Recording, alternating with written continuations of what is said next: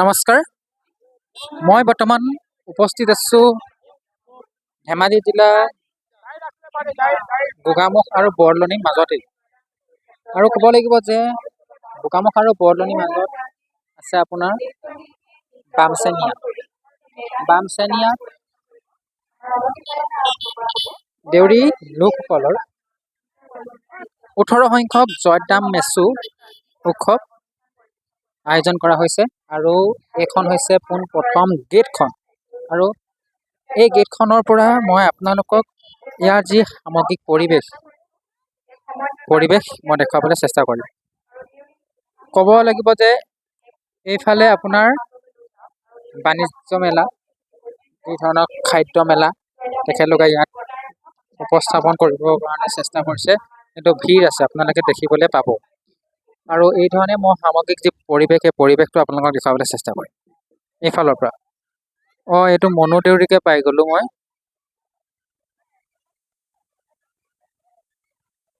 এইটো মানুহটো চাগে নিশ্চয় আপোনালোকে চিনি পাব, ল'ৰাটো মই দেখিছোঁ, ইয়াক মই দেখুৱাই দিছোঁ হা। আৰু এই ধৰণে ইয়াত যে সামগ্ৰিক পৰিৱেশ, মই পুৰা পৰিৱেশ দেখুৱাম। এই ফটো চটো শ্বুট কৰিছে হা, পৰিৱেশ দেখুৱাম যে প্ৰায় এহেজাৰো অধিক যুৱতীয়ে বা মহিলাই দেউৰী যি নৃত্য, সেই নৃত্য প্ৰদৰ্শন ইতিমধ্যে কৰি আছে। ৰ'দৰ কাৰণে ভাগৰি পৰিছে বুলি ক'ব লাগিব। আৰু লোকে লোকাৰণ্য হৈ পৰা এটা দেখিবলৈ পোৱা গৈছে যে বিভিন্ন জিলাৰ পৰা, ৰাজ্যৰ বিভিন্ন প্ৰান্তৰ পৰা, বিভিন্ন চুকে কোণে, অৰুণাচলৰ পৰা আহিছে। অৰুণাচলত যিহেতু আপোনালোকে দেউৰী লোক আছে, সেই লোকসকলৰ আহিছে, ইয়াত সমাগত হৈছে। আৰু আজি দ্বিতীয় দিন আৰু 3 দিনীয়া বৰ্ণাঢ্য কাৰ্যসূচীৰ আয়োজন কৰা হৈছে। আৰু আজি দ্বিতীয় দিনৰ প্ৰথম কাৰ্যসূচী আপোনাৰ পতাকা উত্তোলন ইতিমধ্যে হৈ গৈছে। আৰু তেখেতলোকৰ যি গোসাঁনীশালত আপোনাৰ চাকি বন্তি জ্বলোৱা, সেইটো কাৰ্যসূচীও শেষ হৈছে ইতিমধ্যে। আৰু ক'ব লাগিব যে আপোনাৰ যি 1000 মহিলা আৰু যুৱতীয়ে নৃত্য নচাটো, সেই নৃত্য নচা ইতিমধ্যে নাচিছে। মই কৈছোঁৱেই অলপ আগতে, প্ৰখৰ ৰ'দৰ কাৰণে অকণমান ভাগৰি পৰা বা হেৰি পৰা দেখা গৈছে, অকণমান ৰেষ্ট লৈছে তাৰমানে তেখেতলোকে। আৰু এইটো কথা ক'ব লাগিব, জাপান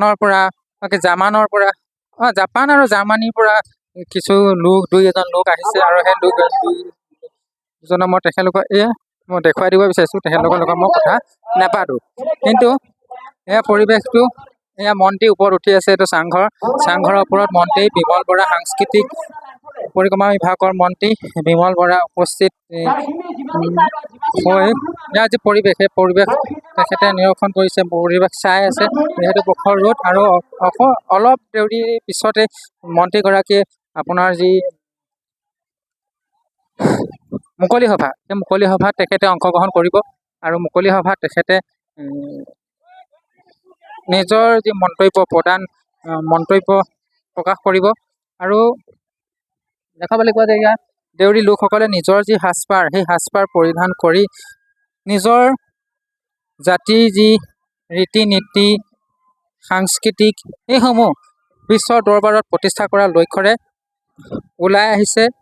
আৰু ক'ব লাগিব যে সঁচাই নিজৰ যি পৰম্পৰা সাজপাৰ, সেই সাজপাৰ যুৱক যুৱতী, ডেকা গাভৰু, ডেকা বুঢ়া সকলোৱে পৰিধান কৰি আহিছে। সকলোৱে পৰিধান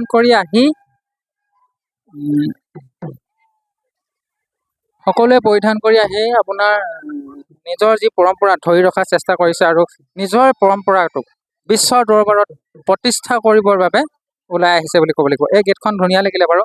গেটখনৰ বাজেটটো বহুত ডবল বুলি মই কোৱা শুনিছোঁ। সেইটো কাৰণে প্ৰাইচটো নকওঁ আৰু গেটখনৰ আপোনালোকক। কিন্তু ইয়াৰ সামগ্ৰিক অকল গেটখন বুলিয়ে নহয়, সকলোবিলাক যি আমাৰ অসমীয়া সমাজৰ পৰা হেৰাই যাবলৈ ধৰা চাংঘৰটো সম্পূৰ্ণ টোটেলি চাংঘৰটো হেৰাই গৈছে দেউৰী সমাজৰ পৰা। কাৰণ কিয়নো ক'বলৈ গ'লে দেউৰী সমাজৰ পৰা চাংঘৰটো আজিকালি মানুহে পকা ঘৰত বাস কৰিবলৈ ল'লে। সেইকাৰণে চাংঘৰৰ যি ব্যৱহাৰ, সেই ব্যৱহাৰটোৱে কমি আহিছে। এটা ক'ব লাগিব, এইটো চাগে ডেফিনেটলি ভঁৰাল বনাইছিলে চাগে। এইটো ভঁৰাল বনাইছিলে, এইটো তেখেতলোকে খাব, তাত খাদ্য খোৱা হেৰি কৰিব, ব্যৱস্থা কৰিব। আৰু এই ধৰণে ইয়াত খোৱা খাদ্য দেখুৱাব, খোৱা খাদ্য দেখুৱাব।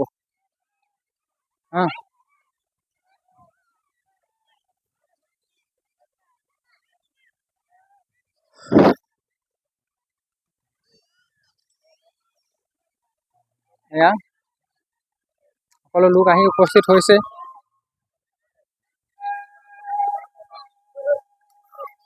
সকলো লোক আহি উপস্থিত হৈছে। মই আপোনালোকক ইয়াৰ পিছৰ যি কাৰ্যসূচী, পিছৰ কাৰ্যসূচী দেখুৱাবলৈ চেষ্টা কৰিম। আৰু পিছৰ কাৰ্যসূচী দেখুৱাবলৈহে মই হেৰি কৰিম। ইয়াত কিবা এটা কৰিছে মানুহজনে, ব্যৱস্থা কৰিছে। সেই মানুহটোৱে কেব দুটা লগাই মেলি মন্ত্ৰীগৰাকীৰ লগত কথা পাতিছে।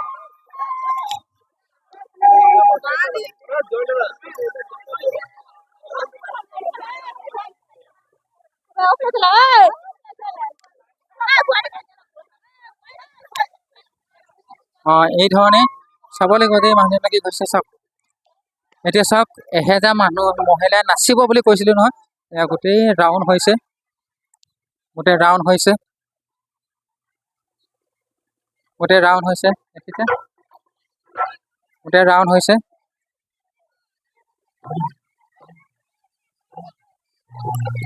গোটেই ৰাউণ্ড হৈছে, গোটেই ৰাউণ্ড হৈ নাচিব এতিয়া। ইফালে মন্ত্ৰী ওপৰত বহি আছে, নাচিব এতিয়া।